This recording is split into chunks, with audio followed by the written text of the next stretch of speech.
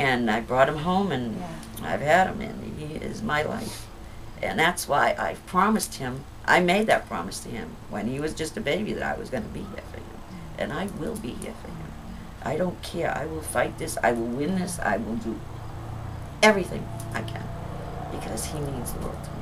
Christine Anderson says she has been put in a difficult position.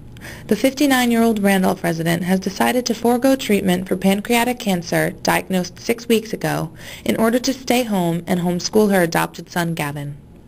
The 7-year-old, who has lived with Christine for most of his life, was told at the end of the last school year that he would be transferred from Martin E. Young Elementary School to the John F. Kennedy Elementary School.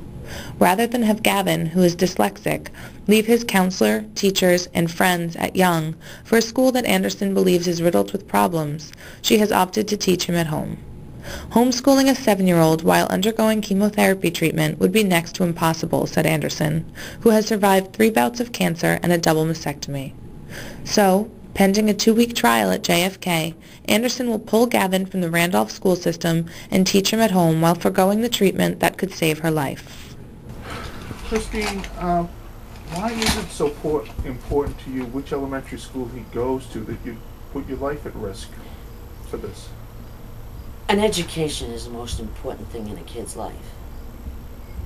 And if he can't get the kind of education he can get at the Martin E. Young, because he can't get it at the JFK because there's just too many emotional problems at the JFK. There's a lot of problems at the JFK.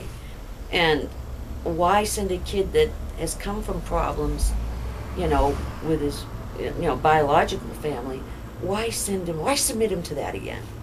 I don't want him submitted to that again. Now, you were diagnosed with cancer 6 weeks ago. Yeah. Pancreatic cancer. And what are your doctors, and you've already put your doctors off? I called, and they were in surgery, and they're not going to be very happy with me. I know that. But I'm hoping that maybe at the end of 2 weeks, if I allow him to go to the JFK for the 2 weeks, that maybe a slot will open at the Martin Young. I am praying for that. Some people might call you crazy for, you know, well, this is not an idle threat on your part. Nope. This is reality. They don't realize that now he's got to go after he's just been squared away with all his special ed teachers and all his friends and everything. Now, school officials know why you know, are aware of your situation. Yes. And why you want Gavin to stay at the Young. So I don't have to homeschool him. But what has their reaction been? Does this move them at all, or they say there's nothing they can do? Mr. Landman felt bad. You know, I did put in a request, but it wasn't until later that I got diagnosed. But this thing is it's really tough. It's a tough situation.